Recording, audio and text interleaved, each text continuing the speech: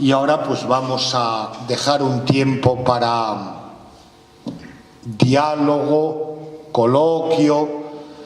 Tampoco necesariamente tienen que ser solo preguntas, ¿no? Puede ser también que alguien comente una experiencia o un problema o algo que ha conseguido. Entonces abrimos ahora un tiempo para el coloquio, diálogo o discernimiento. Entre esta teología del Papa, o en punto 3, el icono de su aparición atrás del conclave. Dentro de esta teología, tras la elección de los cardenales, cuando se presenta, se dice, habemos Papa, no habemos obispo de Roma. Bueno, yo creo que hay que distinguir lo que es la fórmula, digámoslo así, casi litúrgica tradicional, en la cual él no puede intervenir, pero a mí me interesaba destacar lo personal y propio que él introduce en ese acontecimiento. Ahora, también es lógico que las dos cosas o los dos aspectos no son incompatibles, porque el Papa es Papa por ser obispo de Roma. Entonces, al ser obispo de Roma, es por lo que ejerce ese ministerio de unidad en el seno de las iglesias. Por consiguiente, no hay incompatibilidad, pero sí que hay acentos claramente marcados, ¿no? Y es curioso ver, sobre todo en las primeras intervenciones del Papa Francisco, lo raras ocasiones que él utiliza expresiones como romano pontífice. Él habla normalmente de obispo de Roma o de sucesor de Pedro, o de vicario de Pedro, porque en el fondo ahí está la raíz de todo lo demás. Y esto yo creo que él lo tiene muy radicado, y que además es lo que responde a la tradición de la Iglesia. Porque al fin y al cabo la sede de Roma tiene la importancia que tiene por ser la sede de Roma. Y entonces, ya digo, yo creo que no hay incompatibilidad, pero sí que es mostrar los acentos, y de cara a la conversión del papado, indudablemente yo creo que la perspectiva puede ir por ahí, y tiene que ir por ahí, porque él también, cuando habla de lo que podemos aprender de los orientales y de la sinodalidad, pues lógicamente se refiere también a que el papado puede funcionar de otro modo. Por ejemplo, yo creo que cuando él eligió ese grupo de cardenales llamado el G7, el G8 o el G9, es muy curioso observar que cada cardenal viene de un continente: Europa, América del Norte, América Central, América del Sur, África, Oceanía. Entonces, en la línea de lo que algunos teólogos ya venían sugiriendo, se puede ver ahí el germen de posibles patriarcados occidentales que de algún modo permitan un ejercicio del primado insertado en la estructura patriarcal. Porque evidentemente yo creo, y en esto insistía mucho el teólogo Ratzinger, que el ministerio petrino tiene que ser unipersonal. Es decir, el testimonio es de una persona. Ahora, una persona que no esté en la soledad, en la comunión de otros. Y entonces yo creo que evidentemente esa es el camino de la posible conversión del papado, aunque yo comprendo que es muy difícil para articular todos los elementos que hay que tener en juego. Muchas veces pregunto a la gente, no qué es la iglesia, pero a qué iglesia perteneces. ¿Y qué quieres decir exactamente a qué iglesia perteneces? Porque el concepto es normalmente general, muy vago, y interesa tener conciencia de una iglesia particular. Pues evidentemente sobre esto hablaremos a la tarde, ¿verdad? Sobre la iglesia concreta. Pero yo en lo que insisto sobre todo es decir, que el bautizado es iglesia. Y yo creo que una de las, lo he indicado antes, ¿no? Una de las categorías fundamentales que habría que redescubrir es la del sacerdocio bautismal. Porque además es una idea que el Vaticano II, ya veis que la desarrolla mucho, pero después yo no sé hasta qué punto ha tenido desarrollo suficiente en la teología, en la espiritualidad y en la vida pastoral, ¿no? Pero el sacerdocio bautismal, que es real y no puramente metafórico o espiritual, yo creo que es fundamental, porque va unido además a la expresión o a la imagen de iglesia que yo cada vez le doy más importancia, que es la de iglesia cuerpo de Cristo. O sea, en el sentido de que, es decir, en función de la Eucaristía, porque participamos del mismo cuerpo, somos un mismo cuerpo y vosotros sois el cuerpo de Cristo. Claro, cuando uno analiza y profundiza en esta expresión, uno ve que ahí hay unos contenidos impresionantes, porque es decir, vosotros sois el cuerpo de Cristo en este mundo. O sea, dais cuerpo a Cristo en este mundo. San Pablo, en la carta también a los Corintios, dice: ¿no sabéis que vuestros cuerpos son templo del Espíritu? Y cuando uno dice cuerpo, está diciendo, mi cuerpo es mi presencia en este mundo. O sea, gracias al cuerpo hablo, me relaciono, río, lloro, me encuentro con los otros. O sea, el cuerpo es mi presencia en el mundo. Es decir, el bautizado que participa en la Eucaristía es cuerpo de Cristo, es decir, en su cuerpo, por tanto, en su vida cotidiana, es donde hace presente la Iglesia.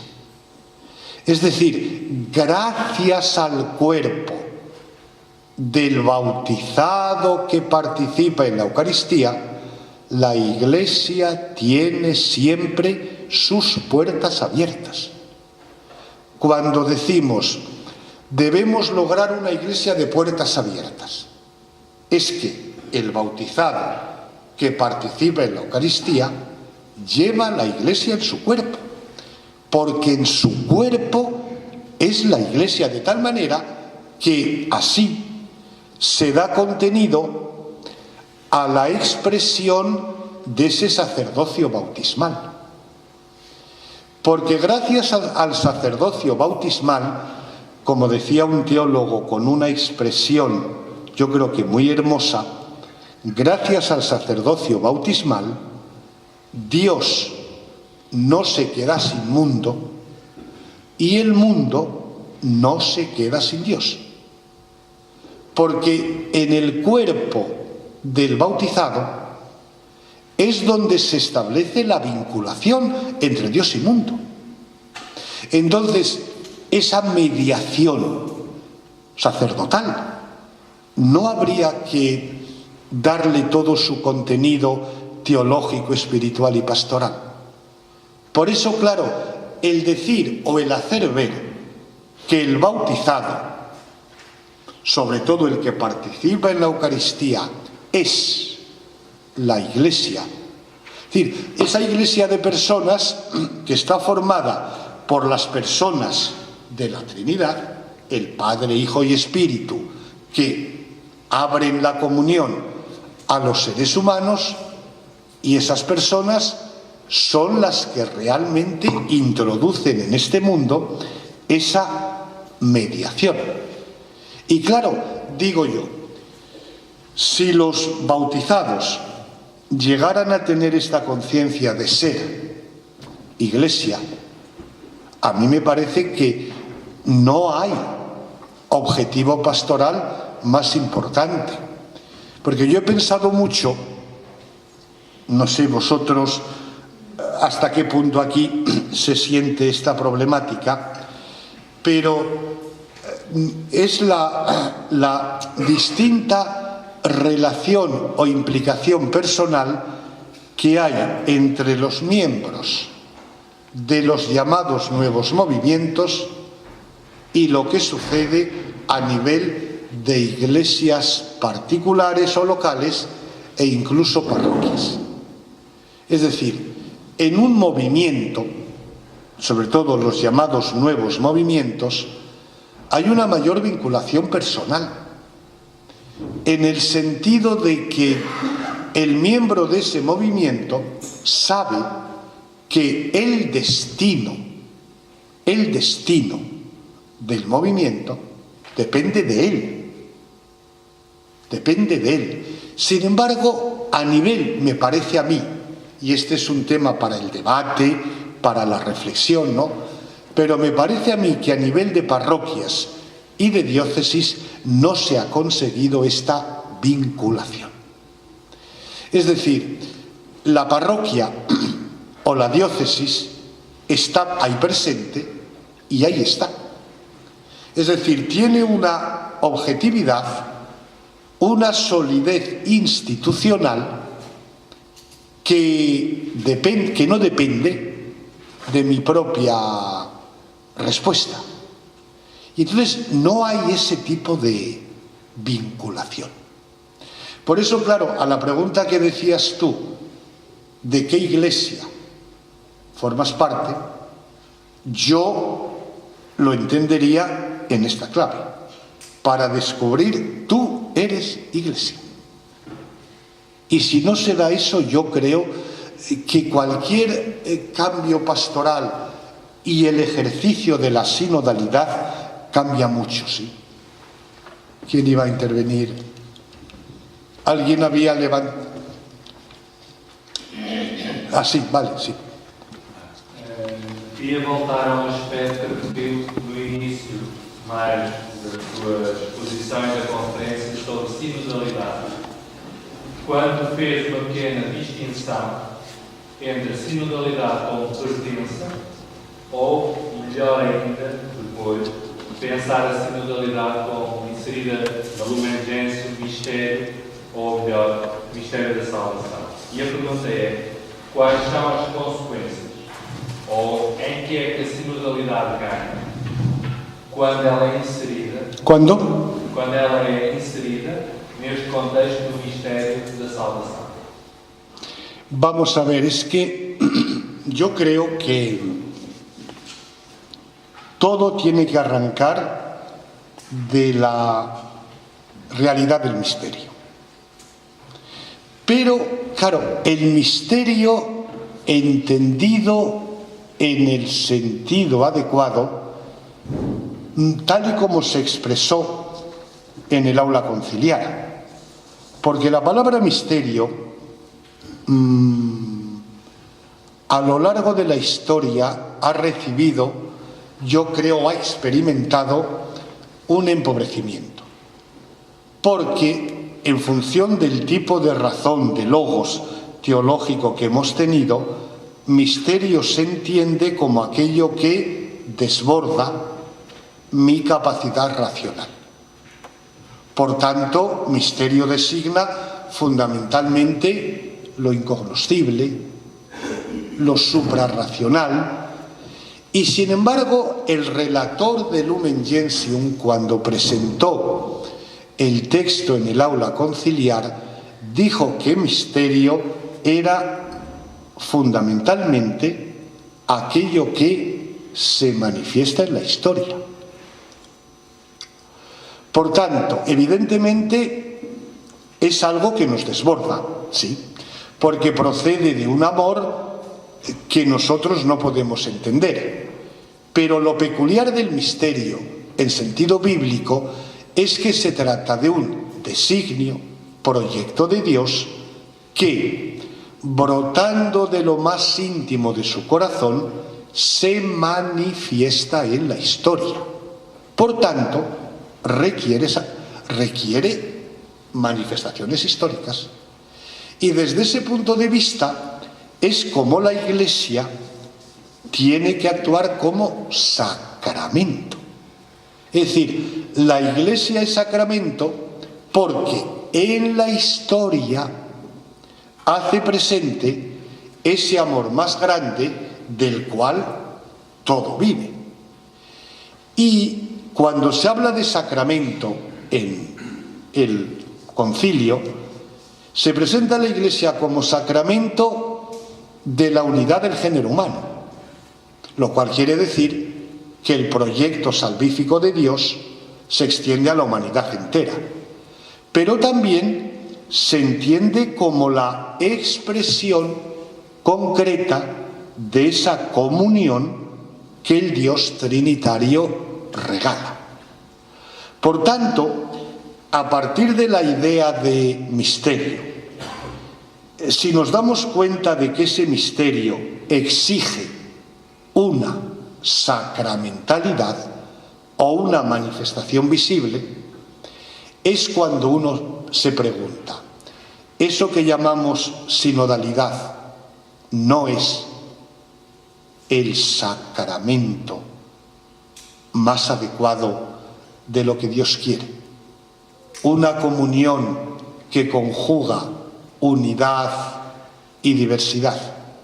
Porque yo hablaba al principio y luego a la tarde el tema es eso de la figura que la Iglesia tiene que adoptar. Entonces, si la Iglesia tiene que reflejar de modo histórico lo más profundo de su ser, que tiene sus raíces en la Trinidad y en la comunión trinitaria, no es la sinodalidad lo que de ella se espera, porque ahí es donde se ve eso, la auténtica figura. Porque claro, no olvidemos que la Iglesia a través de los siglos va adoptando figuras distintas. Es siempre la misma, pero tiene figuras distintas, como sucede con cada uno de nosotros. Entonces, en este momento histórico, en el cual se trata de recuperar lo más genuino de la identidad eclesial, y vista la sensibilidad, vamos a decir así, democrática, participativa, de transparencia que hay en la sociedad, ¿no? Y vista la pluralidad de protagonistas, puede haber otra figura más adecuada que la sinodalidad. Porque claro, decía yo antes que se habían multiplicado los protagonistas Y es que después del Concilio Vaticano II se ha producido un florecimiento de realidades que, por así decir, no estaban previstas. Por ejemplo, el surgimiento de los nuevos movimientos. Es decir, el Vaticano II todavía habla en la lógica y en la perspectiva del apostolado o de los movimientos de apostolado. Pero luego la realidad ha hecho presentes nuevos movimientos, nuevos modos comunitarios, nuevas experiencias espirituales, pero eso a un nivel.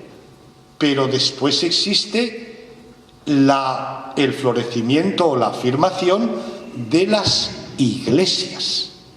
Es decir, el gran cambio que se ha operado en el periodo posconciliar es que las misiones han dejado de ser misiones, son iglesias. Y tampoco hemos sacado las conclusiones adecuadas que ya el mismo Vaticano II habla en Lumen Gentium 23 de la Iglesia como corpus ecclesiarum. Es el cuerpo de las iglesias. Y en Ad Gentes 38 habla de la comunio ecclesiarum.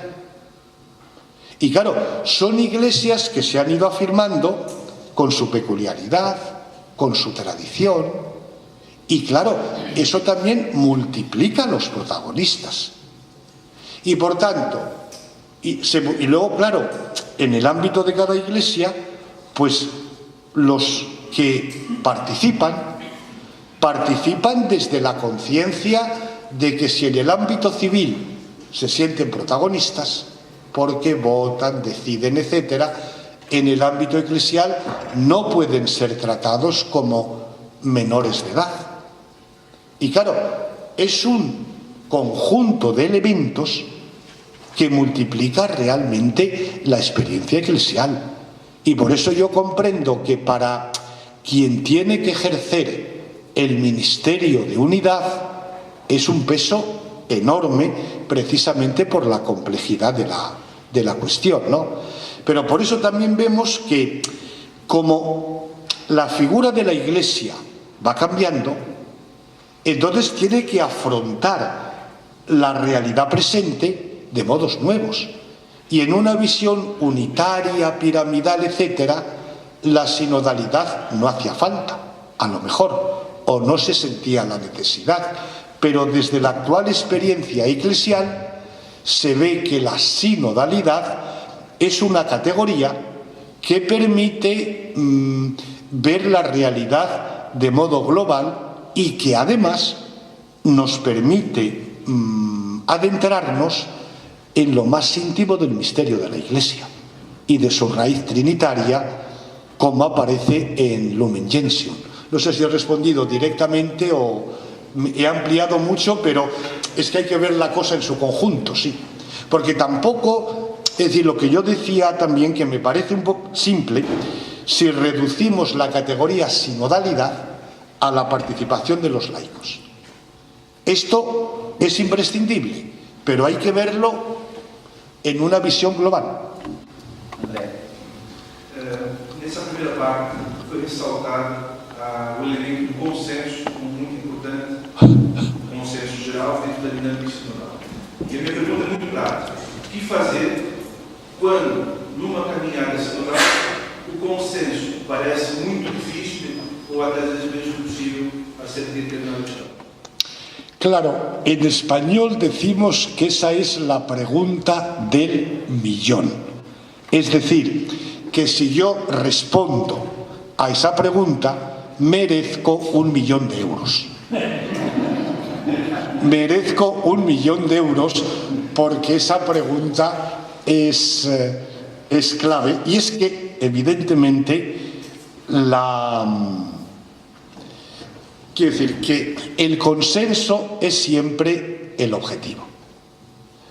Evidentemente no siempre se va a conseguir, o podríamos decir incluso, casi nunca se va a conseguir plenamente. Pero por otro lado, yo creo que se consigue en gran medida permanentemente. Y podemos poner el ejemplo de un concilio ecuménico. Es curioso que en un concilio ecuménico se funciona, también hay votaciones. Y el objetivo del concilio ecuménico es que los obispos reunidos tienen que ofrecer un testimonio concorde de fe. Es decir, el objetivo de los obispos en concilio ecuménico, digamos, no es elaborar un texto. El objetivo es ofrecer un testimonio concorde de fe. Y por eso nos damos cuenta de que a veces los textos conciliares son un mosaico en el que se van introduciendo elementos diversos para que cada uno pueda identificarse en el nosotros. Ahora, esto en la mayor parte de los concilios se logra. Ahora, también es cierto que no ha habido concilio ecuménico en la historia de la Iglesia que no haya provocado a la vez un cisma más o menos grande. Pensemos, por ejemplo, en el Vaticano II, el cisma de Lefebvre. Entonces, claro, esa unanimidad podemos decir que es un objetivo escatológico, pero no es menos cierto que la Iglesia, a través del tiempo, va logrando ese tipo de testimonio concorde en muchísimas ocasiones. Entonces, yo, como creo que el Espíritu Santo existe, y como también creo que la mayor parte de los cristianos no quieren destruir la Iglesia, yo creo que en este tipo de procesos el consenso o la convergencia se puede ir logrando en mayor medida, cada vez. Hace falta elaborar, claro, los procesos, la formación, la maduración, la espiritualidad. Y luego, claro, no olvidemos que también en el proceso sinodal existe también la función del primero en cada nivel. Pero claro, ese primero no tiene que actuar defendiendo sus opiniones personales, sino lo que sirve a la comunión. Y a veces también en ese sentido la función del primero a lo mejor actúa demasiado rápidamente, ¿no? Es el tema que lo comentaremos luego, del sentido que tiene lo consultivo y lo deliberativo a veces en los consejos, ¿no? Pero eso yo creo que depende mucho también de la espiritualidad eclesiológica que se cultiva, ¿no? Entonces, que en un acuerdo y en un consenso pedir que el 100% estén de acuerdo, eso seguramente no se va a lograr. El mismo Papa, en ese tipo de imágenes a veces tan atrevidas y osadas que tiene, hablando del sínodo sobre la familia, él mismo decía en público, dice, claro, dice, yo comprendo que lo que a unos obispos en un continente les parece normal, en otros continentes les puede parecer un escándalo. Lo reconoce con entera claridad. Entonces, él propone como modo de unidad, es un tema para pensarlo detenidamente porque es difícil, pero es muy sugerente. No sé si recordáis en Evangelii Gaudium, él propone como 4 criterios de actuación, que después, cuando uno va viendo el desarrollo de su pontificado, uno ve que esos principios funcionan, y él los utiliza. Yo al principio no los entendía del todo claramente, pero recordáis, por ejemplo, que dice: el tiempo es superior al espacio, la realidad es superior a la idea, el todo es superior a la parte, ¿no? Y el que me interesa destacar ahora es el tema de la unidad. Cuando él dice que la unidad que hay que conseguir no es la de la esfera. Porque si entendemos la unidad como la esfera, entonces todos los puntos tienen la misma distancia respecto al centro. No, debería ser el modelo el poliedro. En portugués se dice igual, el poliedro, en el cual no está todo tan redondo como la esfera, pero el poliedro tiene la ventaja de que permite que cada elemento conserve su propia peculiaridad y se une al resto de elementos por un lado o por otro o por otro.